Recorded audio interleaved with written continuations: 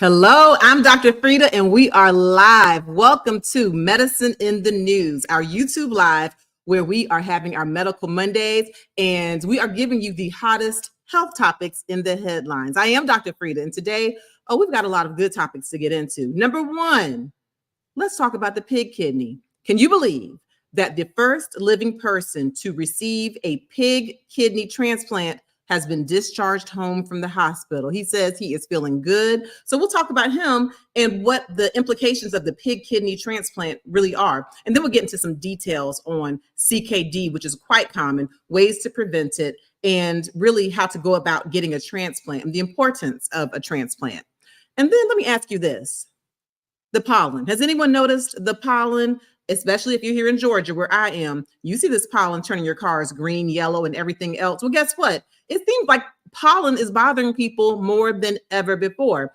And so you may have a diagnosis of seasonal allergies. You may not, and the pollen will still bother you. So we'll talk about pollen. We'll talk about what allergies actually are. And very importantly, we'll talk about how to prevent having allergic reactions when possible and how to treat them. And then let's talk about the Terminator, shall we? Arnold Schwarzenegger, the Terminator has a pacemaker. Yes, he does. He is being very candid about his heart disease that many of us did not even know he had. So we'll talk about him. We'll talk about his pacemaker, and we'll talk about some other heart conditions that can lead one to getting a pacemaker. And then if we have time, we'll talk about a few more things like Mpox, formerly known as monkeypox. Those cases are on the rise. We'll touch on that a bit. And very importantly, we'll have some fun with our live Q&As. So as you come on in, make sure you like this video, share this video, and get your questions together, because I'm answering your questions live here and on stage for Medicine in the News with me, Dr. Frita. Stay with me. Come on back.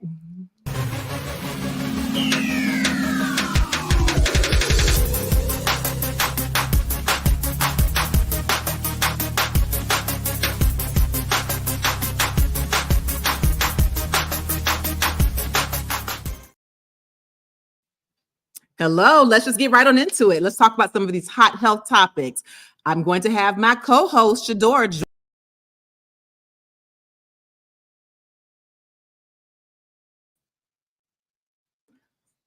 Listen, I said I was going to have my co-host, Shador, join me on stage, but instead I hopped off the stage. Okay, well, this is really this is going to be an interesting time. I'm like, where's Shador? I'm like, where am I? Welcome, Shador. How are you doing? Hey, I'm good. How are you? I was looking for you. I was like, okay. I was looking for me too. All right, Shador. Well, let's get ready to have our Medical Monday here with Medicine in the News. But first, let me ask you, how was your weekend? We had a nice little time off for spring break last week. How was your spring break? Spring break went well. Just got a lot of rest. Good. Maybe. Good. Mine went well. As you know, I had a business trip to Albuquerque, New Mexico, which was kind of cool. You know, I am a medical director for a nonprofit dialysis unit, and I really love it because we're very patient-centered. We put patients first. And so we talked about more strategies for helping with health inequity, making sure that people have the best dialysis possible, making sure that all people have access to kidney transplants. And so I had a really good time in New Mexico. And then this weekend, Shador, as you know, I had a little fun with my daughter. My oldest daughter, who's a senior in high school, is on her Winter Guard or her flag girl team. And they got first place with SAPA, the Southern Association of Performing Arts. They got first place in the big regional grand competition. So I'm on a high right now. I really am on a high. And I hope I stay on a high, even though some of these medical topics can be a bit daunting. So let's get into them, Shador. And y'all, Shador is my practice manager. She's been my practice manager for over a decade, if you can believe that, for my kidney practice, which is Midtown Atlanta Nephrology PC right here in Atlanta. All right, Shador. So as we get started, first, let's touch on comments. You know, I always like to talk about some of the comments we get on our YouTube videos. What do you have? Yes, Dr. Frita. Let's discuss the elephant in the room, shall we? This is from Ed Jones 3310. Great video. Could you please change the smoke alarm battery? Okay. You know what? Y'all are so shady. So thank you, first of all, for saying that it's a great video. We put a lot of work in making sure we give you good evidence-based news. And look, y'all know this is a live production. Okay, we don't have a professional, huge team. Okay, this is not CNN, MSNBC. We're not at NBC Universal. But yeah, thank you for letting us know about the fire alarm, and we'll do our best to make sure, you know, that we have things for your listening pleasure. But I certainly thank you. And while you're being shady, come on in here and like this video and share this video. All right. All right. Well, Shador, let's get into this first topic, the pollen. And oh, who's the first person in the chat today? Who do we have? Oh, yes. So we actually had 2 people jump on quite early. Kotso, like your channel. Oh, thank you. About 4 hours before we went live. Oh, shoot. Well, thank you. And then Miss Krista Armfield. Hello. Hi, Krista. Yes. Hello. Hi, Krista Armfield. Thank you for being here. Thank you, you two, for being here and ready to support us. We really appreciate you. All right. So let me ask this question. Pollen. Is anyone being affected by the pollen? Shador, I know you know, and you know a lot of the patients that we see in clinic will come in and say, I don't have allergies, so I don't know what's going on. Well, we have so much pollen. The pollen count has been so high that even if you don't have allergies, you may get symptoms of allergies. And there's one particular content creator who cracked me up when she was talking about her reaction to the pollen. Her name is Jamie That's Me. She does a lot of pop culture, reality TV. She's just very funny, very, very transparent, highly intelligent, and just a hilarious person. Jamie That's Me. Play that clip for me, please. Hey y'all, what's up? We are back for another watch along of Real Life Court TV, if you ask me, okay? We're going to check out some of this stuff. I'm not really sure what's going on. It just says Karen just won't leave. Bring the jaws of life. Not sure exactly what this case is about. I think we need to go back a little bit on this clip, Shador. Make sure that you guys are coming into the video. You are liking the video and supporting the channel. Okay. Subscribing as well, okay? Damn, real quick. It's like, yeah, that was the very beginning, Dr. Frita. Okay, we'll let it play out a little bit. I thought I had it at the right start. I guess it didn't. It'll start like 24 seconds. Okay. Rewind. I went somewhere with Babe yesterday. I tried to get a little cute, you know, as we went somewhere, and we weren't even really outside like that. We literally parked our car in the garage, came upstairs, went to the venue or whatever, and we was only outside for a quick second. Yeah, the wind was slightly blowing, but it was nice weather yesterday. And I'm just trying to understand, like, how did the pollen find my ass the way that she did? And I wasn't even outside that much like that. You know what I'm saying? Like, what had happened was, I don't. Oh, okay. All right. Y'all, I don't know. She's cracked me up. All right, we can pull it down. So yeah, so she's talking about just being outside, not that much, wind blowing, nice weather. And that's one of the things, we're all excited to be outside, but sometimes the pollen will fire you up. And she talks about how she was itching, her eyes itching, she washed her face, skin itching. And I want to know, and you know, as you come on in, you can put in the chat, put a 1 if the pollen has affected you or given you any kind of symptoms of seasonal allergies at all.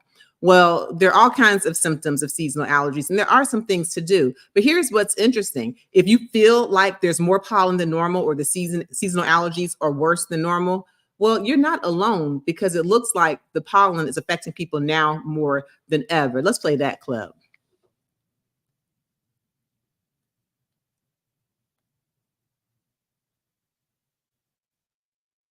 Pollen seasons are starting earlier and getting worse with more pollen in the air. Is this because of the heat?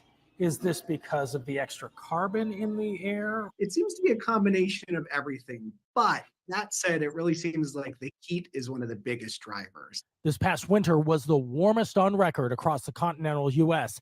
Fewer days below freezing, allowing plants to bloom earlier and longer. New data released this month from the nonprofit Climate Central shows allergy season coast to coast is growing. For Portland, the 2023 season was 23 days longer when compared to 1970. In Philly, it's 31 days. In Dallas, it's 17 days longer. At Dr. Brett West's office, that's led to a 30% uptick in patients this year. And if you're thinking, I don't get allergies like everyone else. It's just because you never had dog or cat or pollen allergies growing up, it can develop at any time. Dr. West says, if you suffer from allergies, stay on top of your symptoms with medication if you need to. Make sure that you're limiting your exposure out here on high pollen days. And unfortunately, we're all going to have to start thinking about protecting ourselves much earlier and much longer than we used to. All right. So yes, indeed. It looks like the allergy season is getting longer. And again, as you're coming into this chat, please make sure you like this video, share this video. This is our Medical Monday where we're sharing evidence-based medicine. We're talking medicine in the news. So yes, put a 1 in the chat if you or a loved one has been affected by allergies. Because I'll tell you, I actually don't have allergies. So the pollen doesn't really bother me, but all 3 of my kids do have allergies, and they come in with all kinds of runny eyes and snorting and all that kind of stuff. So we'll talk a little bit about allergies. So basically, what are allergies? Allergies are your body's reaction to substances that normally are benign. But if your body happens to be allergic, then you will produce an allergic reaction, which can cause all kinds of issues. And here's what happens with your immune system. So you have these certain antibodies, right? You have IgE antibodies. And so when something you're allergic to, like an allergen, comes into play, be it pollen or pet dander or dust mites, then that IgE, that antibody, will attach to that allergen and take it to your body's mast cells, which are like your allergy cells. There are lots of them in your mucosa, like all the way from your mouth down into your stomach, your gut. They're all over your body. But these mast cells, once they're introduced to what you're allergic to, will create histamine. Okay, that might sound familiar because you may have taken antihistamines like Benadryl, right? So the histamines will cause you to have the allergic reactions, which in the case of seasonal allergies or with this pollen could be runny eyes, runny nose, stuffy nose, itchy throat. And in other cases, like with food allergies or even allergies that are very severe, you can have a much greater reaction than even that. So that's what allergies are. Your body is reacting to something which should be benign, but in you, it's an absolute mess. Okay.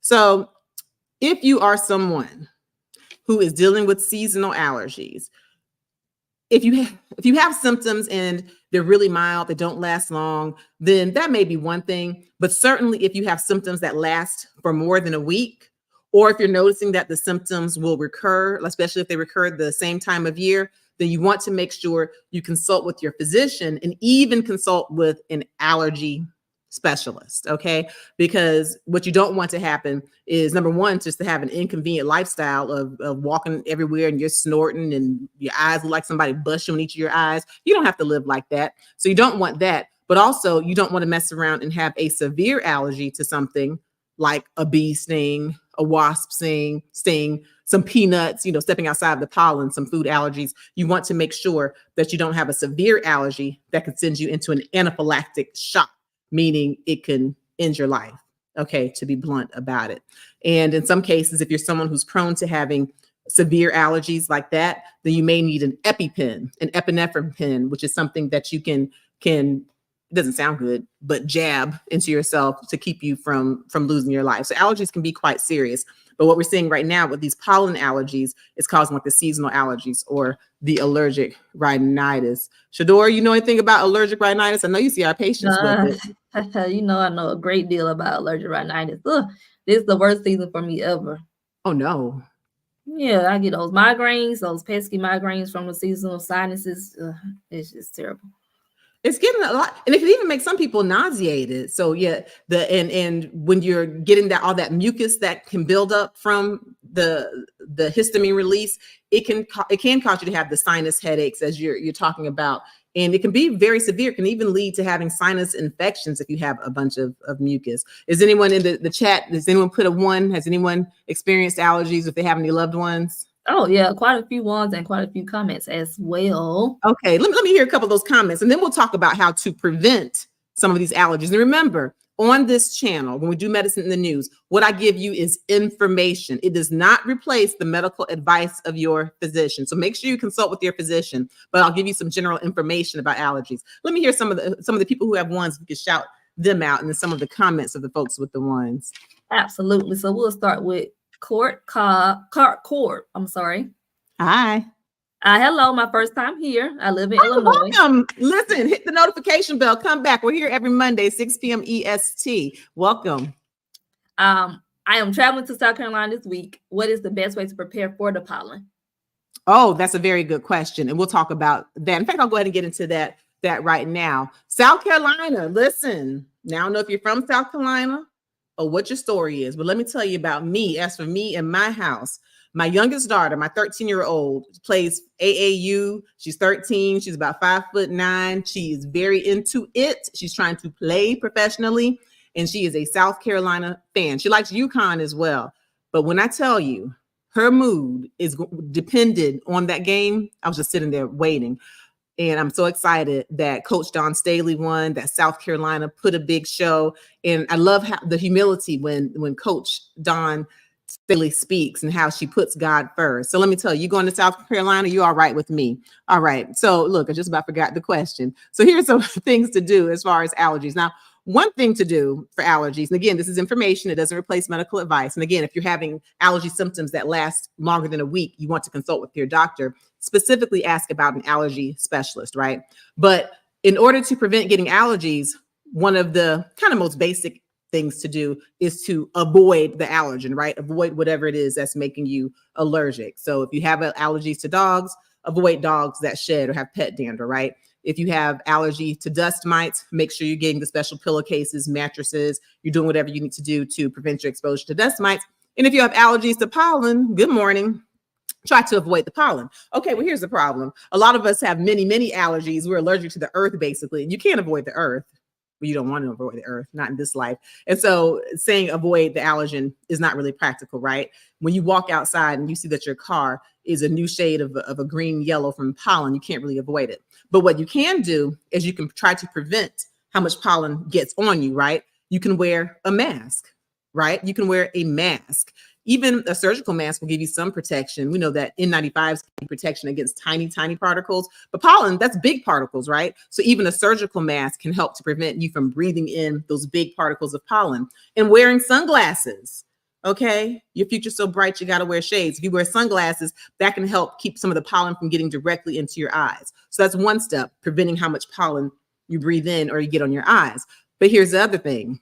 Just as sure as you live and breathe. And if you're in Georgia and other really pollinated places, you're going to have the contact with pollen anyway, right? So when you get into your home, take off those clothing, take off things that had the pollen on them, wash your face well, particularly with something that's hypoallergenic, like something that doesn't have color, like a soap or a cleanser that doesn't have color, doesn't have fragrance.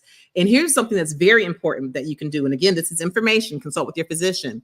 You want to get the pollen out of your nose. Get the pollen out of your nose. So you can get nasal saline, which is really just salt water from the nose. You can get that over the counter, like at any drugstore, Walmart, wherever. And you get the nasal saline. It'll have a tubing. You take the tubing and you put it up your nose, but you don't aim straight back or else you're just going to swallow it, right? That defeats the purpose. What you do is you aim it toward the outside corner of the same eye on the side of the nostril. So in the nose, you aim it there and you just get over the sink and you flush, and you try to get rid of some of that pollen. Because what's going to happen if you're home, even if you're not outside with the pollen, once you're indoors, you're still exposing your body to the allergen, right? The pollen. So you flush your nostrils out really well. You can do that several times a day. And some people even use a neti pot, you may have heard of. And it's best to use a sterile water with the neti pot. I know some folks use tap water, and not to like freak you out, but there have been very rare cases of brain-eating organisms that are found in certain tap water. That's not common. That's not common. But if you use sterile water, you don't have to worry about it. You know, use a neti pot, and you can flush out your nostrils that way. Some other things that you can do. I said that when you have the allergies, right, from pollen, what happens is that the antibodies attach to the allergen or the pollen. They take it to your mast cells. You release histamine. Well, guess what? Taking an antihistamine can work.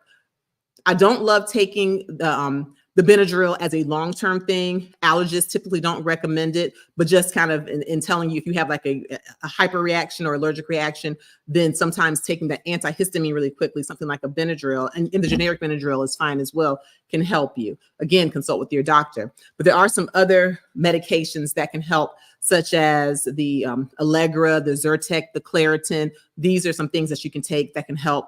Also, Montelukast or Singulair, depending on what's going on with you, can help. And then there are nasal steroids like Flonase. After you clear that nose out really well, you can use a nasal steroid. And here's the thing. So the reason I say point to the sides, like the upper sides of your nose and not straight back to the nostrils, there are things called ostia, tiny holes, right? A tiny on the sides of your nose. And if you have an allergic reaction and the inside of your nose gets really like boggy and thick, well, then your nose is not going to drain well, right? You're not going to drain well. When you use that the nasal steroid, that can help decrease the inflammation and help you to really drain well where you're not getting all bogged down with the sinus and the sinusitis. So those are just a few things to do. But again, consult with your physician if you have allergies. If you have symptoms that last longer than a week, or if they're recurrent, I recommend that you talk about getting an allergist. Thank you. That was a really good question. All right, what else we got? Yes, ma'am. So Glamour Diva. Hi. Oh, Glamour Diva. Hello. All year-round allergies, including pollens. Oh. That's her. Yeah, she has all year-round allergies. Oh my God. Oh, and pollen as well. I was going to say, because pollen tends to be more seasonal. But yeah, there are certain allergies that are here all the time. For example, pet dander, like what we were talking about. If you're allergic to a dog, you can be allergic to the dog's skin, the dog hair, the dog urine, the dog saliva. There's some people, if they get licked by dogs, and literally they'll swell up, they'll get hives or start itching.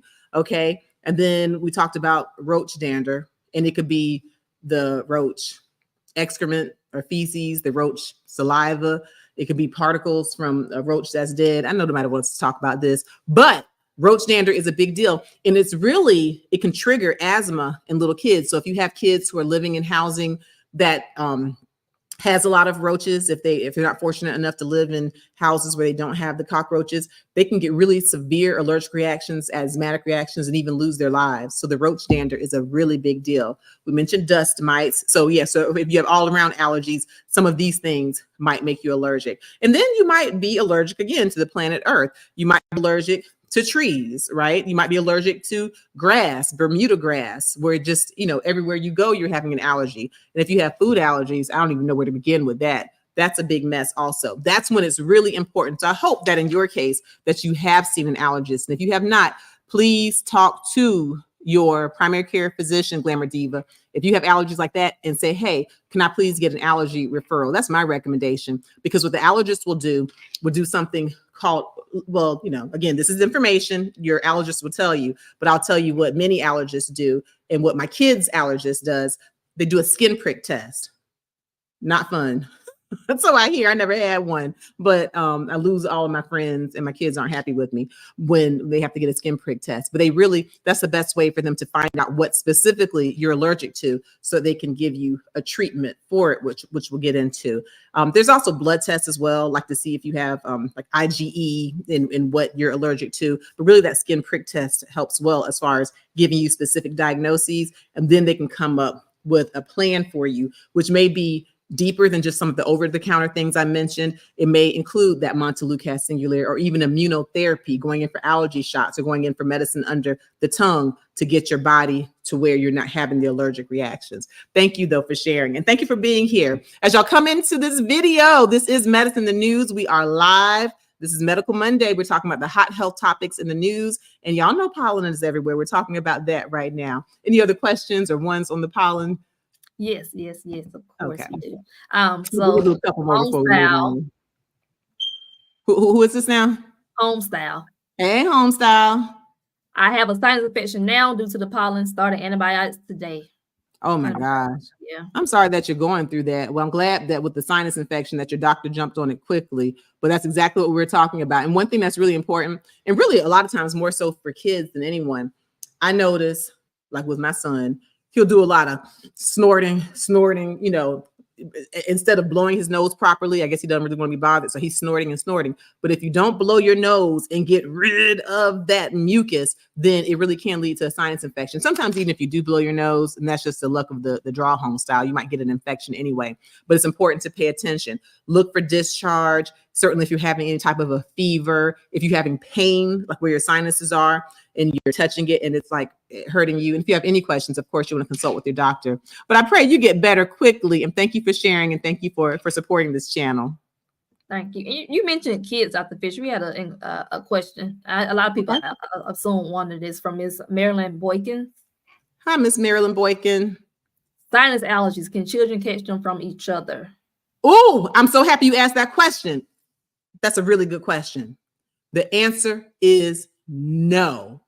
Allergies are not contagious. Allergies are not contagious. And that's such a good question. I wasn't even going to get to it. But, so yes, I do practice nephrology, which is the study of kidneys and high blood pressure. But before I did my fellowship at Emory for nephrology and became board certified, I actually also studied pediatrics, and I studied internal medicine at Georgetown. So after I did a dual residency there, I got board certified in pediatrics and internal medicine. And so I saw a lot of children. I saw many children in the allergy clinic there, right? And that was a common question. Who did this child catch allergies from? No, now kids can definitely catch colds from each other. We know that they're just like little petri dishes full of infection with runny noses. And some of the symptoms cross over, but they cannot catch allergies from each other. You either have allergies or you don't. And certainly environmental triggers can send you into having allergies. If a kid is sick and then your kids get sick, it could be coincidence if it's allergies, or you want to make sure, see if the child actually has a fever or something that lets you know that it's different than an allergy, but it might be a common cold or some type of a viral infection. But no, allergies are not contagious. Thank you for that question. Yeah, that was a good question. That was real good. Yeah. A lot of people wonder that. Some people just assume the answer is yes, and they don't know. You cannot catch allergic rhinitis or catch seasonal allergies from other kids. But I'll tell you, one more thing, if we don't have any other questions, I'll talk a little bit about food allergies just real quickly. For food allergies, for adults and kids, you can certainly get them. And with food allergies, that typically happens when, again, a food that's normally harmless to other people, your body has an allergic reaction. And it'll usually happen, Shador, within like the first 30 minutes of having the food. And some of the common food allergies to pay attention for: milk, peanuts, tree nuts. Those are some of the common ones. But, as you know, Shador, it could be anything. You could be allergic to anything. Shellfish, you can have an allergy to that. So really pay attention. So if you have a kid who eats something within a half an hour, they're having symptoms, be it hives, wheezing, swollen lips, if they're telling you their tongue is tingling, you want to listen to your child. And I'll tell you a true story before we move. My youngest daughter is my best eater. I mean, even when she was a little girl, she would eat savory foods. She would try new things. She'll clean her plate, clean someone else's plate. And I used to prepare fish for her. Okay. One day she was like, "Mama, I don't want fish." And so me being a Southern mama and trying to, be whatever, I'm like, "Well, that's what's for dinner. If you don't want to eat this fish, you just don't eat." Do you know that girl sat there and she really didn't eat the fish, which shocked me because I know she's a really great eater. Don't worry, y'all. I fed the child something else. But later on, when I got her tested, when I got her and her twin brother tested, do you know the child is allergic to fish? And I'm sitting up here talking about, if you don't eat it, that's what's for dinner. So my only point is, mothers, listen to your children. I know a lot of us with Southern upbringings are like, that's what it is, or sit here so you finish eating or go to bed hungry. A lot of us are like that.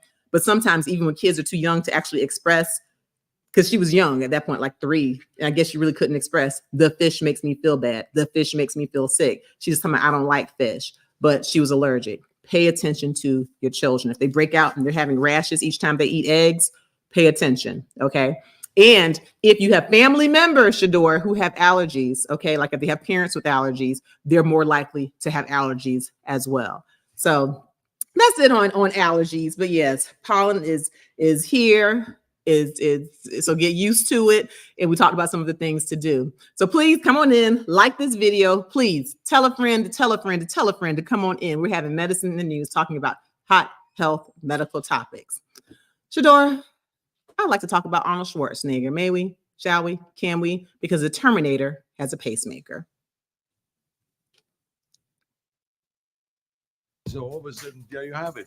Arnold Schwarzenegger opening up about his health journey. It's very tough. The 76-year-old actor giving fans an update in his Arnold's Pump Club newsletter, revealing he underwent surgery to have a pacemaker installed. Whatever you do, you need to feel fit and full of energy. The Terminator star explains that he got the surgery on a Monday and was back facing the public the following Friday, writing, "Nobody would ever have thought that I started the week with surgery. Arnold continues, saying he's recovering well and will be 100% ready to start filming season 2 of his Netflix series FUBAR next month. That was All right. The Terminator got a pacemaker. And I'll tell you, Shador, I did not even realize, I don't know how I missed it, that Arnold Schwarzenegger had any kind of a heart disease. So I'll talk about what he has because he shares it very openly. Did you know he had heart disease? Yeah. His mom had it too, apparently. Yeah. No, I And didn't know so- he had it. Mm-mm. Yeah, his story is quite an interesting story. You know, he used to be a bodybuilder, and he was in, you know, what was he, Conan and Terminator, and then of course, you know, he was governor of California.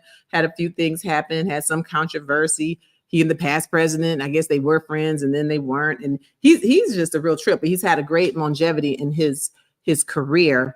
And with him being someone who's known for being fit, known for being healthy, I really appreciate him sharing his story on how now he's had some heart issues. He's had a pacemaker, and he's actually right back in the gym working out. And apparently his girlfriend, his longtime girlfriend, is a personal trainer or a physical therapist. I think she might be a physical therapist, but he talks about it openly. And so, Shador, I want to talk about, well, first I'll talk about what he's going through, because he's had heart surgeries actually before the pacemaker. And then I'll talk about what a pacemaker is and a couple of things that can cause you to need a pacemaker. But first, I want to ask those in the chat, put a 2 in the chat if you or a loved one has had a pacemaker. And if you feel comfortable, you can add a comment as well. But if you or a loved one or someone you know has had a pacemaker, put a 2 in the chat, the 2 in the chat for pacemaker. So let's talk about Arnold Schwarzenegger. The Terminator has a pacemaker.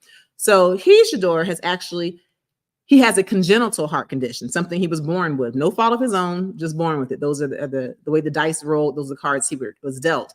And he had something called a bicuspid aortic valve. Okay, so, you know, in the heart, we've got 4 chambers, and you have valves in between each chamber, okay, that kind of open and close to allow the blood to flow through. Well, the aortic valve is that valve that helps to pump the blood from one of the chambers, the left ventricle, to the rest of the body. And it's normally tricuspid. It has 3 cusps. Well, he was born with a bicuspid aortic valve, which can oftentimes have issues and not function properly. And so in his case, he actually had a valve replacement. He actually had 2 valves replaced as well, as he shares. At any rate, one of the complications when you have a bicuspid aortic valve, sometimes you can have other congenital heart abnormalities as well. Sometimes it can predispose you eventually to a heart failure. You know, so I'm not sure of all the details of his specific case, but as it turns out, he ultimately needed to have a pacemaker. Okay. And so what a pacemaker is, it's an electrical device that helps to keep your heart beating at a normal rate, okay, a normal rhythm. So if you have a disease that makes your heart like really slow down, not beat well enough, then the pacemaker can kick in and help things to move the way they're supposed to move. And there are different types of pacemakers, single chamber, dual chamber, biventricular. And there's even other devices that are similar devices, I suppose, where if your heart goes into a really fast abnormal rhythm, you can have an internal defibrillator to keep your heart, you know, from going into an abnormal rhythm. So again, I'm not sure what his specific issue was, but for patients who have severe congestive heart failure, then they can have issues where their heart is beating too slowly and they may need a pacemaker. Or if their heart does not pump strongly enough, if it really has a low ejection fraction where it's not pumping the amount of blood it should pump each time the heart pumps, then they can have a really stretched heart, a cardiomyopathy that can lead them to have abnormal heart rhythms where they actually need a defibrillator, an internal defibrillator, meaning that, you know, we talk about like these AICDs and these shocks. If you see somebody drop, you can go and give them a shock, a cardiac shock, like Damar Hamlin, what he needed to have. Well, you can have an internal one if you already know that you're predisposed to an abnormal heart rhythm. And sometimes people with severe heart failure or cardiomyopathy will need one.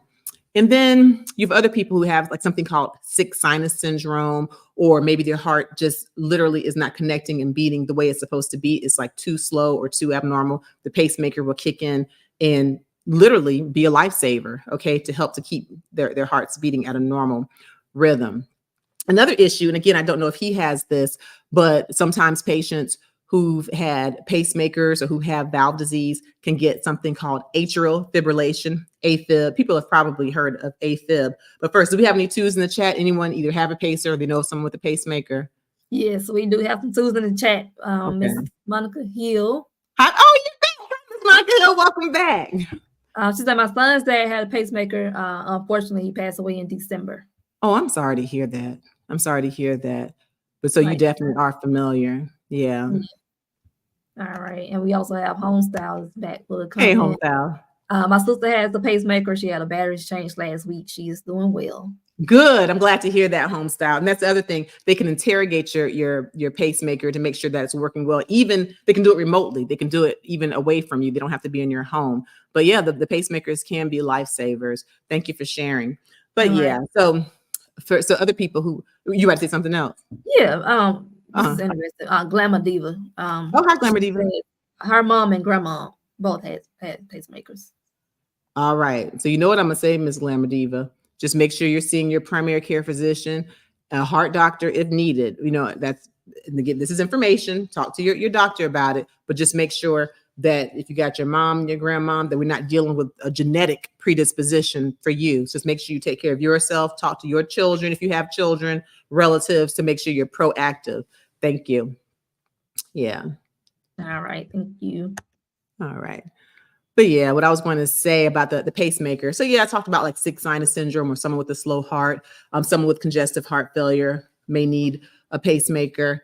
And the other thing, and just talk about congestive heart failure, just real quickly. Again, when the heart is not pumping as strongly as it should, and you can get symptoms of congestive heart failure, can be shortness of breath, or what they call dyspnea on exertion. So as soon as you try to walk up a flight of stairs or walk a block, you'll get short of breath. You can also get edema or swelling, okay? So like when your doctors push on your legs, like they put their fingerprints and lean in on your shins, if you leave an imprint or a pit from their fingers, that's called pitting edema. And that can be one of the signs of congestive heart failure.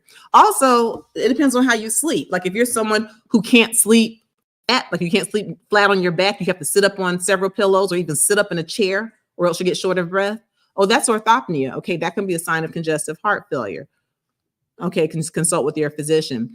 And another kind of little known symptom of congestive heart failure can be early satiety, meaning you get full really fast. Like you're eating and you're working hard, you know, your heart has to work in order for you to breathe and coordinate and eat. So if you're finding that you're just getting tired while you're eating, okay, and so you're just kind of stopping eating really quickly, that can actually be a symptom of congestive heart failure. Even nausea and vomiting. So just make sure you consult with your doctor, especially if you're having the shortness of breath and the swelling in your legs, okay?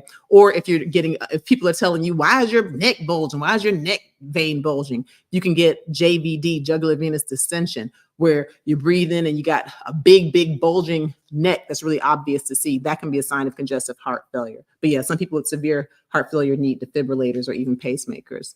Yeah. And then the other thing I was going to say before we move on is atrial fibrillation. That's when you have an irregular heart rate, usually very fast. And this can happen for the different things that can put you at risk for AFib. I know Senator Fetterman, y'all remember Senator Fetterman? He was running against Dr. Oz, and Dr. Oz, as the world found, Dr. Oz found out, just as the rest of us found out, that Senator Fetterman was actually physically ill during the campaign. And, you know, so then there became a big question, because what happened was Senator Fetterman actually had a stroke. But here's the tea. The reason he had the stroke was because he had atrial fibrillation. And when you have unmanaged atrial fibrillation, that causes the heart to beat, okay, irregular, it's kind of erratically beating, and that can cause the blood to slosh around, and you actually get clots of blood in the heart. And these clots of blood can flip off and go to the brain. And that's what happened with him. So it leads back to the heart. He won the election, Senator Fetterman. And he was really open about his heart disease, the stroke, some of the struggles that he had and has as far as communication. Oh, but he still communicates, because he definitely is very opinionated, not just with his own political party, the other political party across the aisle. If he thinks people in his own party are wrong, he speaks out about them. He's quite transparent. He kind of trips me out, Senator Fetterman. But anyway, but atrial fibrillation, that's something that can lead you to need some type of pacing in some people, now the typical heart rate for most people, most adults, should be 60 to 100. Consult your physician, find out what's right for you. But people with AFib can have heart rates definitely over 100, over 175. So it just depends. But for people with atrial fibrillation, yes, that can put you at a risk for a stroke. But what puts you at risk for AFib can be a bunch of things. Okay, if you have coronary artery disease, or you've had a heart attack, that can put you at risk for AFib. If you have sleep apnea, like if you snore, okay, and if you snore and you're an adult, somebody's probably told you that you snore, and then you stop breathing. That's sleep apnea, and that can put you at risk. Being a person who's living with obesity can put you at risk for AFib as well. Certain other heart conditions can do it. Even pneumonia, like some lung conditions, can put you at a risk for AFib. Consult with your physician, find out your risks and what you need to do as far as treatment. Do you need blood thinners? Do you need literally for someone to go in, an interventional cardiologist to go in and find the spots that are causing you to have these really fast, irregular rhythms? They need to go in and clear out those spots. So that's the AFib piece of it. Just a couple of hard things I wanted to talk about. But the bottom line is that Arnold Schwarzenegger, the Terminator, got a pacemaker. And fortunately, it looks like he's doing quite well. All right. Any comments, questions related to pacemaker, heart? Yeah, you actually, in your explanation, answered a couple of questions. Miss Monica, she was saying that she asked, can sleep apnea cause your heart to mess up? So you just answered that question for her. Mm-hmm. And you also answered a question for Denise Scruggs. Hi. Here, she said, do they put pacemakers in because of heart rates, low heart rates? So you answered that. Absolutely. So good. Thank you all for those questions. Y'all know I think they're good questions because that's what I'm talking about, and they're very important to know. And we know that heart disease is the #1 killer, and so it's really important to make sure you see your physicians regularly. And I have some information like right here on my Dr. Frita YouTube channel. I'm very grateful that we're up to over 700,000 subscribers. I do have a video on congestive heart failure explained if you want some more information on that. And I also have videos talking about heart disease, some warning signs of a heart attack. So right here on this Dr. Frita YouTube channel, you can check out those videos. And then I talk about obstructive sleep apnea, specifically on a video where I talk about different causes of hypertension. Okay, secondary hypertension. So you have primary hypertension, which is kind of like, hey, those are the cars you have it. There's no specific diagnosis, but sometimes there's other illnesses that will cause you to have hypertension, and sleep apnea is one that can lead to hypertension. It can also lead to the atrial fibrillation, like we talked about. It can also lead to something called pulmonary hypertension, which sends you down a road where you might even need a lung transplant. Pulmonary. When I say pulmonary, I'm talking about lungs. So check out some of those videos. Oh, and I have a video on allergies where I go into details about allergies, allergic rhinitis. Listen, just hang out on this YouTube channel. There is a world of knowledge. So please check out these videos and share them. And again, as you're coming into this chat or as you're watching the replay, please be sure to like this video. It lets YouTube know we're here and that we're giving good evidence-based content. I am Dr. Frita. This is Medicine in the News. We're talking about hot health topics. We've already talked about pollen. Okay, allergic rhinitis, seasonal allergies, and what to do about it, how to prevent it, how to treat it. And we're going to keep talking because we also talked about some heart disease, atrial fibrillation, congestive heart failure. And we talked about Arnold Schwarzenegger, how he has a pacemaker due to a congenital heart condition, something he was born with, a bicuspid aortic valve. So like this video, tell a friend to tell a friend, and we'll get into the next topic, shall we? Because just recently, the first living person received a pig kidney transplant, and he was discharged from the hospital. He went home Wednesday. He's doing fine. To the message of hope as a remarkable patient wakes up in his own bed this morning.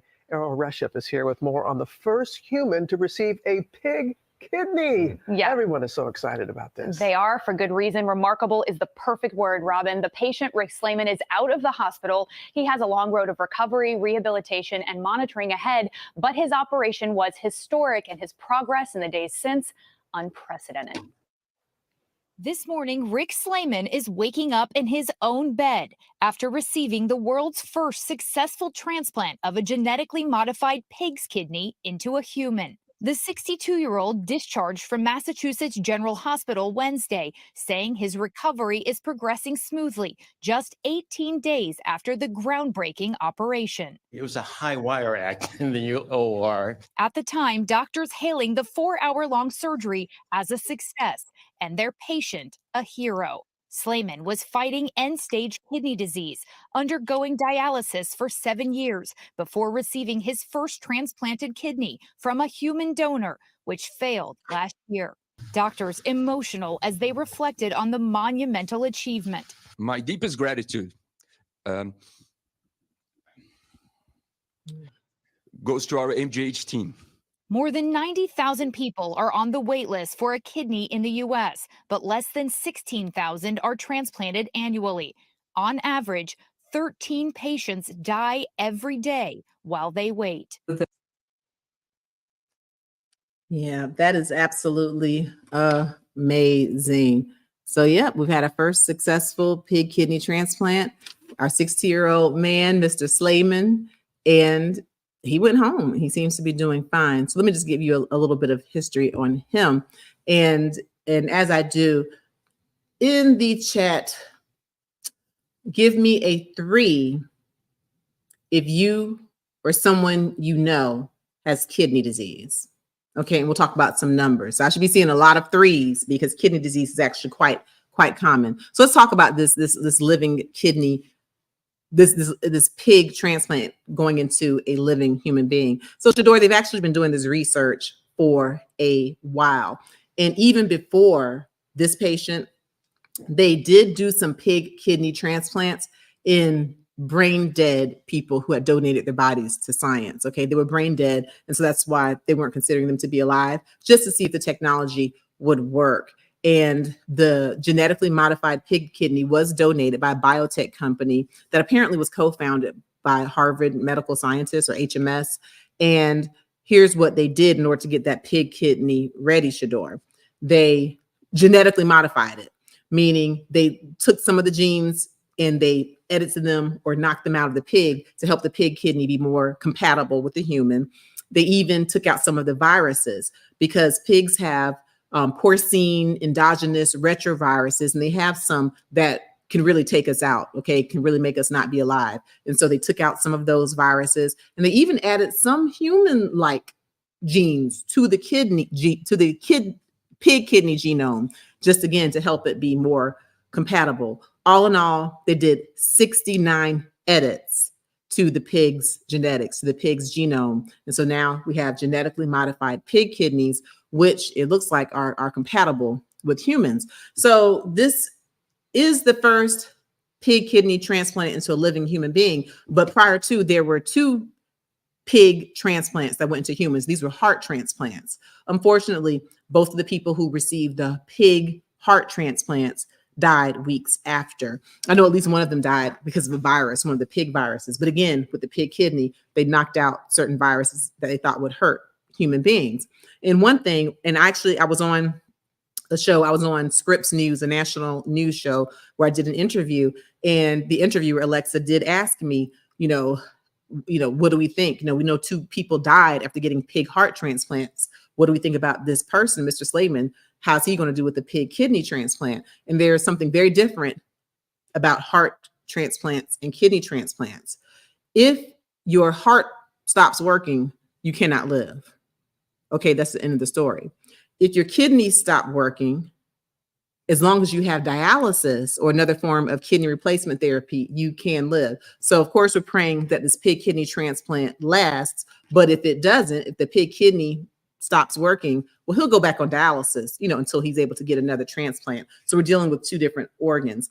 But just to give you a little bit more about him, the person who received the organ, yes, he's 62 years old. He has a history of diabetes, which is the number 1 cause of kidney failure, and high blood pressure, the number 2 cause of kidney failure. And if you're someone who's listening to me and you are struggling with high blood pressure, or you have loved ones who are struggling with high blood pressure, and sometimes you feel like doctors are putting too much medicine on you, not telling you, the different things that you can do naturally. I do have videos, okay, how to lower blood pressure naturally. But a very great resource I have is my book, Under Pressure.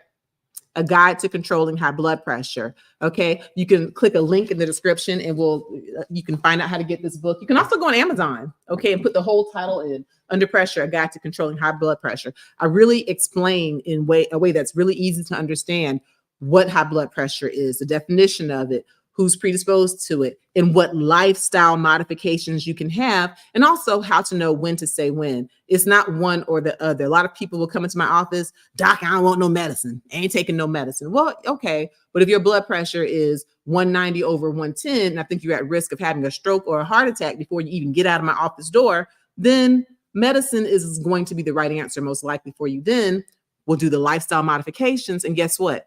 As those lifestyle modifications kick in, then we can wean you off medicines, okay? It's an integrative process, but you'll really get a lot of great insight if you check out my book, Under Pressure, A Guide to Controlling High Blood Pressure. Okay, but back to our pig kidney transplant recipient. He had diabetes, he has high blood pressure, and he had been on dialysis for years. Like initially he was on dialysis for about 7 years, and he got a human kidney transplant, but that transplant rejected, and he was at a point of going back on dialysis. And his doctors actually had recommended that he get a pig kidney like a year ago. For whatever reason, that didn't work out, but it worked out now. And on March 16th, 2024, he had the pig kidney transplant. It was a 4-hour surgery, and it looks like he's doing well. So fingers crossed, prayers up, because here's the implication. As they mentioned, a lot of people need kidneys, okay? And there are about 16,000 kidney transplants a year, which means that of the 90,000, most of them are going to die while waiting for a transplant. And when we talk about all transplants, not just kidneys, 17 people die each day while waiting for a transplant. Most of those patients are kidney patients because the kidney is the most sought after organ. So make sure, consult with your physician, consider being an organ donor. And there's a lot of misinformation about being an organ donor, Shador. I know, I encounter it in our office all the time. Some people think that if they donate a kidney, then they'll be stuck with just half of their kidney function, right? But no, if you donate your kidney, you're a healthy person, that one kidney you have left will bulk up and do the work of 2 kidneys. You only need 1 kidney to live and to live well. And the transplant centers are actually quite protective of people who want to donate. If you have diabetes, they won't let you donate. If you have lupus, they won't let you donate. If you have high blood pressure that's controlled, not on too many medicines, you may still potentially be able to donate. But if you have uncontrolled hypertension, they won't let you do it. Get this. If you get in there and you realize that psychologically you're really not ready to give the kidney, they won't let you donate, and they'll protect you because they won't tell that potential kidney patient, the kidney recipient, the reason. So just, please consider being an organ donor. I'm an organ donor, but there's a lot of health disparities, Shador, when it comes to transplantation. It's very expensive, right, to get transplants. And so a lot of people who have low income, and a lot of people, quite frankly, Black people, Latino people, different people in marginalized communities get less kidney transplants. And so the hope is that with this pig kidney, if this is something that works out, then perhaps more people will be able to get transplants. We save more lives. We help to close that health gap, that racial inequality gap, that income inequality gap, that health equity gap. So that is what's going on with the pig kidney transplant. Now, again, as you come on in, make sure you like this video, share this video, tell a friend to tell a friend, but press 3 if either you have CKD or if you have kidney disease, or if you know of someone, about 37 million Americans have kidney disease. 1 out of 3 is at risk. Any threes? Yes, we have quite a few 3s. And Matilda Robinson, I guess she put a 3 for everyone she knows. Hey, Matilda. She has 6 3s up here. You know what, Miss Matilda, you got us up in here doing algebra, trigonometry, and calculus on these 3s. But yeah, a lot of people do have chronic kidney disease. And here's the thing, most people don't even know that they have it, Miss Matilda. That's the scary part, because by the time you get symptoms of CKD, then it's often already far gone. But there are people who have CKD with no symptoms. But don't worry, there's a way to know. If you go and see your primary care physician, then when they do the typical testing, like the health screening, they do a blood test, a BMP, basic metabolic panel, or maybe even a CMP, a comprehensive metabolic panel. So if you're listening to me and you have your My Chart or your labs right there, then you can check it out.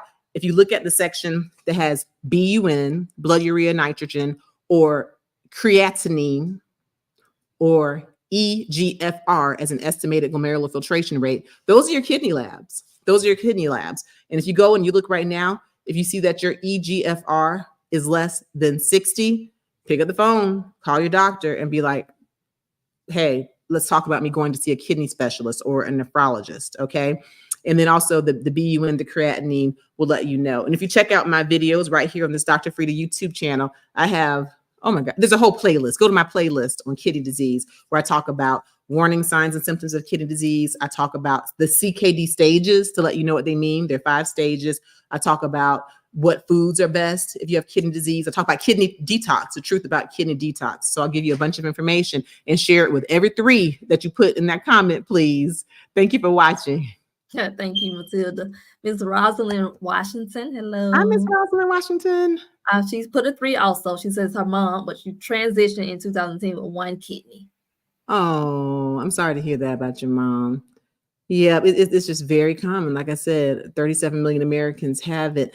And if you have a family member with it, like in your case, your mom, you definitely want to make sure that you're seeing your doctor and finding out what to do to prevent kidney disease, or if you're having any early stages. Again, especially if you hit CKD stage 3, sometimes the doctors don't volunteer it for whatever reason. Say, please send me to a nephrologist, a kidney specialist. But again, we know those top 2 causes are diabetes, high blood pressure. We're also finding out genetics. There's something called ApoL1, and Black people are at a higher risk of getting it, and it can lead to other kidney diseases. But, we're hoping that now that we see certain genetics that can predispose, maybe there'll be some things that we can do medically. But thank you for sharing. I'm sorry about your mom, and, just make sure you do everything you can for your health and sharing it with family members, what they can do to fight kidney disease. Yeah. Absolutely. We have chatting with Alice. Hello. Oh, hey, you're back. How you doing? Look, and tell me, is it L? Is this Alice? I don't know if Alice, ALES. Write it out for us phonetically, how to say it. I'm going to say Alice because I want to say chatting with Alice. Alice. I have high blood pressure and diabetes, but it's no longer on meds, and lost 140 pounds with stage 3A kidney disease. Ooh. Where's my now? 140 pounds? That is really, really good. Let me tell you. So if you lost 140 pounds, then it sounds like you definitely, we're living with obesity. The different measures of obesity, but, BMI greater than 30, maybe even greater than 40. And here's the thing about that weight loss, as you are just a living example. When you're living with obesity, it puts you at risk for chronic kidney disease. It puts you at risk for diabetes, puts you at risk for high blood pressure. And just by losing the weight, you were able to get off meds. So congratulations to you. And I'm telling you, you have added years and years and years to your life. And so you're at CKD 3A. Definitely, it is recommended that you be followed by a nephrologist. Okay, so if you're not, talk to your primary care doctor about being followed. And, there's really a great chance that you'll be able to hang out at that 3A, and not progress in a rapid manner. But you want to talk to your doctor. You also want to ask the doctor, because now we have certain medications, in addition to lifestyle and keeping the blood pressure under control, diabetes, there are also certain medications that are shown to slow down the progression of kidney disease. So make sure you ask your doctor, just in case you're eligible for one of those. But yeah, congratulations, and thank you for sharing. Thank you for coming back. Way off base. It's Elise. Sorry. You know what? What's Elise talking about? Hi, Elise. Now what you doing? That's chatting with Elise. Oh, Elise. Yes, Elise. Does it sound the same way as ELISE would sound? Well, phonetically, ALEASE. Elise. Elise. Okay, chatting with Elise. Okay, good. All right. I have Deidre Perryman. Hi, Miss Deidre Perryman. Got a 3, and at 75 years, no transplant if I needed one. So age plays a factor with transplant? It can. I tell you, when I did my nephrology fellowship at Emory, and I definitely, worked in transplant, this was a while ago. And even then, I transplanted somebody who was 83 years old at that time. Now, by the time you're 75, there are going to be different risk factors that you have. So what I'll say is this: by no means will I sit here, on Beyonce's internet and tell you not to get checked out. What I recommend is that you talk to your nephrologist and you talk to a transplant nephrologist just to find out the pros and the cons if you are interested in getting a transplant. I know there are certain quote unquote rules and certain people who have their statements of who they are going to give a kidney to and who they're not going to give a kidney to. But here's the thing. We have certain kidneys that may come from a donor who already has a creatinine that's not perfect, or from a donor who has something that makes the kidney not necessarily a kidney that's going to last a long, long time. And sometimes if you are of a certain age, if you're of an advanced age, and maybe that kidney still has a greater life expectancy than the person who's of advanced age, and there's a possibility that the transplant center will still transplant the kidney. Plus, you never know what different studies people have going on. Like for that person who got the pig kidney transplant, pig kidney transplants aren't available for everybody. That was an FDA compassionate approval to have it. So what I say is, regardless of your age, have a conversation with your nephrologist and a transplant nephrologist and just find out if you're someone who's eligible and what kind of studies or what's going on depending on the transplant center that's near you. Good. Thank you, Dr. Frita. Optimal Living 2.0. Hi. What is the normal range for EGFR for Blacks over 50 years or for Blacks in general? I'm glad you asked that question about Black people, because if you look on some labs, some older labs, you will notice that there was the non-African American EGFR and there was an African American EGFR. But guess what? We're going past that. And, National Kidney Foundation, American Society of Nephrology, the different major organizations have gone against classifying the GFR based on race for many reasons. So just originally, when they based the GFR based on race, it was done based on a study that showed that creatinine, which is how we kind of determine the GFR or an estimated GFR, we know that creatinine is a muscle byproduct, right? And so it was believed that most Black people or people of African descent had more musculature. And when you dealt with two people, like a Black person and a white person, same age, same gender, same weight, they found that for most Black people with a higher creatinine, they might have the same kidney function as someone who was non-Black with a lower creatinine. And so they started saying, oh, Black people can have a creatinine that's a little higher and they don't have kidney function that's that bad. Here's the problem with that. When it's time to get a transplant, your EGFR has to be at a certain number to qualify, right? Like less than 15. Well, by that standard, a Black person and a white person can have the same creatinine, that kidney lab, but the white person's GFR would be a little lower to make them qualify for the kidney transplant, but the Black person might not qualify. So then people started looking around like, wait a minute, this classification of African-American EGFR versus non-African-American EGFR is causing Black people, not to necessarily qualify for a transplant, and it's giving us more wait time. And so that's one of the reasons that they got rid of it. And so now to answer the question about normal GFR, it's normal GFR for across the board. And so when we look at what is considered to be a normal GFR, like just completely no problems, we're talking 90 or greater, 90 milliliters per minute or greater. If you have a GFR that's between 60 and 90, then you're considered to be in CKD2, chronic kidney disease stage 2, if that's your baseline. And really, you're very high functioning with CKD2. Not a lot of changes you have to make as far as diet, but just you need to be aware, of things to do to keep from progressing. CKD3 is when it's time to see a kidney doctor, and that's between 30 and 59 EGFR, okay? At CKD stage 3, you might notice your blood pressure going up. You might start having swelling. You may have to avoid certain medications that are harmful to the kidneys, but you definitely need a kidney doctor to help you to navigate through that. When you start getting to the lower stages, okay, that's advanced. And those are stages 4 and 5. So between 15 and 29, that's stage 4, which is the stage right before you're eligible for dialysis or a transplant. So people who have the kidney disease where they're eligible for a transplant, they have GFRs of less than 15. Please make sure you check out my video, CKD Stages, right here on this Dr. Frita YouTube channel. I go into detail. And again, this is information I'm providing. Consult with your nephrologist. But if your GFR is less than 60, consult with your primary care doctor. But if your EGFR is less than 60, consult with the nephrologist. All right. What else we got going on? We got a couple people did not like, I guess, the guidelines before with the race factor. Oh, tell me what they have to say. Well, Miss Delicious says, wow, what a nice red, angry face. Wait. It's not the same Miss Delicious who I used to see in Clubhouse, is it? Possibly. Are there two E's? Yes, 2 E's with an MZ. You know what? Hi. Okay, but thank you for joining us. Okay. All right, and then chatting with Elise, who says it's short for Alicia.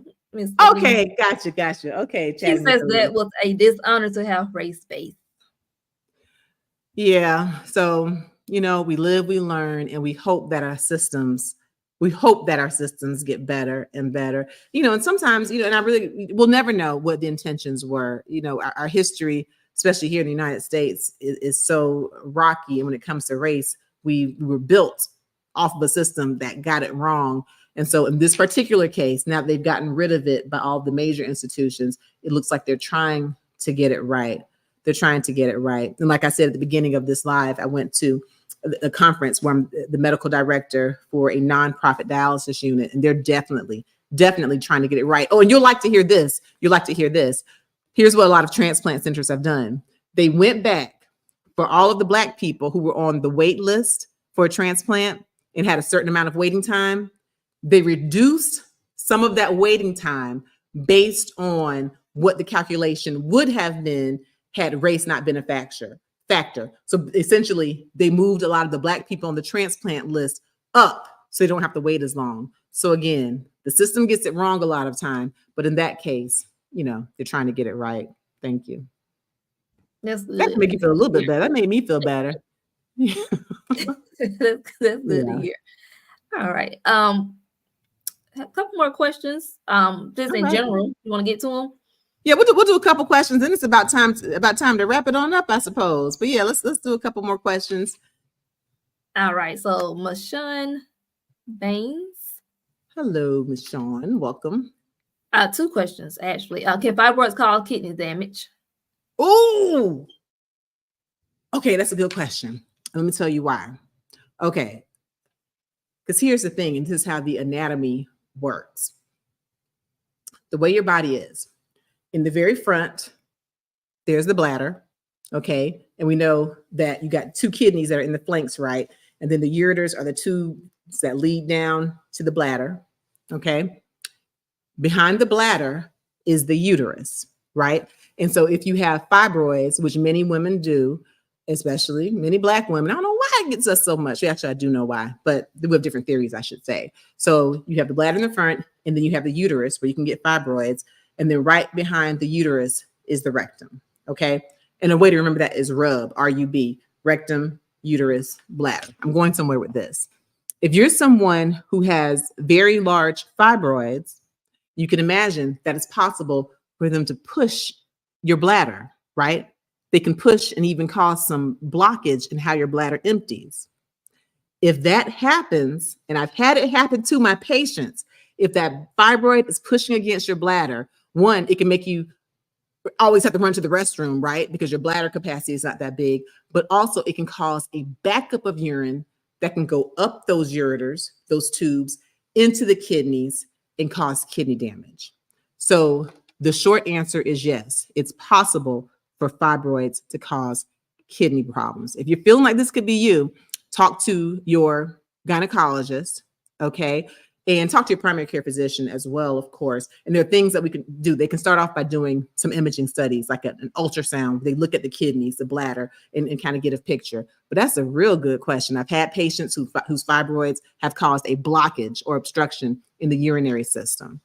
Oh, that's good. All right. Yeah. And her second part, I think she is discussing high blood pressure in general. I guess what medicine is best for Black Americans. I guess some of a broad question. Would you okay, so definitely, this is something I'm going to have you consult with your physician about. But I'll tell you a little bit on the history of that, because now we're getting away again from race. Because just think about it. You're here. If you're here in the United States, if you look to your left, if you look to the right, if you go to your family reunion, if your family has been here for decades, certainly for centuries, then it's not likely, if you're a Black person, that you're 100% Black, right? So then taking that logic, how can you base a medicine just on someone's Blackness? We have some people in our family trees who are Black, but if you go and do that DNA 23, they might have more white blood or more Native American blood, right? And so they are getting rid of just the race. But when I was being trained, like back in medical school, they used to say, A's and B's for white people, C's and D's for black people. This is not what I'm condoning, and this is not how I practice. I'm just telling you that your question does come from something medically, historically. They used to say, what, like ACE inhibitors and beta blockers, A's and B's were good for white people, and then calcium channel blockers and diuretics. You know, C, calcium channel blockers, D, diuretics were good for black people. We're getting away from the race. And so what I say is consult with your physician and find out what medications are best for you. I'll tell you, for me, some of the medicines that I use in my practice, I do use beta blockers like metoprolol, labetalol. I don't so much use atenolol. That's one of the old tried and true beta blockers. I definitely use carvedilol or Coreg, especially for my heart patients. I use medications like the calcium channel blockers, amlodipine, okay, or Norvasc, Procardia, or nifedipine. I use some other ones also, hydralazine. I use Imdur. I use diuretics like Lasix. Lisinopril has its place. That's one of the ACE inhibitors. And so do the angiotensin receptor blockers like losartan. But for me, a lot of times when patients are seeing me, if they're in acute kidney injury and the kidneys are getting worse fast, then sometimes those medicines like the lisinopril and angiotensin receptor blockers like the losartan can make them worse. But they are good medicines, especially early in diabetic nephropathy. I won't get into all those details, but my bottom line take home point is I don't base my medications based on race. I base it on my patient, different things going on with my patient, and what I think will give the best outcome. And in addition to the medicine, I always counsel on lifestyle management, exercising, drinking plenty of water, being well hydrated, eating a mostly plant-based diet with antioxidants, anti-inflammatories in your diet. So there's all kinds of things to do. But yeah, I get away from the race. But I do understand your question because there is a historical basis where we did base it on race. All right, thank you. I'm enjoying these questions. I love the live Q&A because I never know what I'm going to get. And as y'all are in here asking y'all questions, please make sure you like this video and share it. Even for people who didn't get a chance to be with us today, you can share the link and they can be a part of the replay team and they can listen. We got more questions. Ooh, yeah, we have just a few more. Okay, we'll do a few more and then we'll wrap on up. And we'll be back. Don't worry, we'll be back for a Medical Monday. We'll be back here next Monday talking medicine in the news, live, more live Q&A with the hot health topics. What else you got? All right, I got Tom B. Hi, Tom B. I have PKD 6 years since I know. So far, my numbers have crept up, but still not slowing me down. Thanks for your show. Thank you for sharing. Thank you for sharing. I pray you do well. So let's talk about PKD, polycystic kidney disease. There are different types. There's autosomal dominant polycystic kidney disease. There's PKD1, PKD2. Okay, I won't go into too many details, but in general, polycystic kidney disease is a genetic kidney disease, right? There's nothing that you had to do with it, Tom B. These are the cards you were dealt. It just runs in families. And when it's the autosomal dominant one, then what that means is very likely one of your parents has PKD, okay? And if you have PKD, the autosomal dominant one, then with each child you have, there's a 50% that child would have. And that's with each child, that's the dice roll, a 50% chance. So what happens in PKD, there's multiple cysts in the kidneys. And instead of kidneys being a normal size of like 9 to 11 centimeters, they become really large, 16 centimeters, 17 centimeters, and they can take up a lot of room in your abdomen. Sometimes the cysts can be infected and you get kidney infections, urinary tract infections. Sometimes they can bleed. Sometimes they can be very painful. Very importantly, they put you at a higher risk for having high blood pressure and a higher risk for progressing to further stages of CKD. And another thing that's important to know, Tom B, is that with the PKD, patients can be at a higher risk of a brain aneurysm. So make sure you talk to your kidney doctor. And if they have not screened you for a brain aneurysm, they'll ask you certain questions and, and they'll see what's indicated for you. But understand that there's a higher risk of having a brain aneurysm and liver cysts as well. When I was doing my training, we did not have any FDA approved treatment for PKD. And there's no absolute treatment that will make it go away, but we do have managements that can slow down the progression. And so if your kidney doctor hasn't mentioned it already, at least mention to your doctor, hey, what medicines do you have that are available to slow down the progression of kidney disease, and am I eligible for them? Okay, because we have medicines that can really slow down how large the kidney cysts grow and can prolong your time and help to delay going on dialysis. But I'm glad you've been doing well. And I really appreciate you for sharing, because that's a really important topic. And that's why families, it's important that we share our family history. It's important that we share our family history, because I'm sure if you ran down your family history, that you'll find that there are cousins, aunts, uncles who also have PKD. It's important to share so that the children, the young adults know to get screened, especially now that we have some management. Thank you for sharing. Thank you, Tom. Have Patrick back with us this week, Dr. Frita. Hey there, Mr. Patrick. He says kudos to the gentleman who received the transplant from the pig. His question is, since I'm autistic, can my doctor warn me before she takes my shirt off? And thank you, Dr. Frita, for helping me with my question last week about the downtown area. Absolutely. And autistic or not, all doctors, and I'm going to make that general statement, all doctors should warn someone before they take their shirt off. And actually, if your patient is able to undress themselves, then you have them to do it. You step out of the room as a physician and to cover themselves, to be modest. But yeah, for you, Mr. Patrick, it's going to be very important that, number one, you have to find a primary care physicians you trust, and literally have a talk with them about different things. And yeah, so anytime a doctor is asking someone to undress, it is absolutely necessary, autistic or not, that you don't go grabbing somebody's shirt and taking it off, that you allow the patient autonomy to do it themselves. Thank you for joining. And I agree, kudos to the person who got the pig transplant. Absolutely. Dr. Fisher's a lot of good questions here. All right, we're going to go to Matilda. Hi, Matilda. What devices are available to type 2 diabetic patients who cannot stick their fingers to monitor their glucose? You know what, Matilda, your question is right on time. And I'm just so happy it's 2024, because all through my training, my patients with diabetes have had to stick themselves right in their fingers. And it's painful because our fingers are so sensitive. You know, we use them to manipulate things. And so we have these nerves that are really sensitive, and they just have to stick their fingers.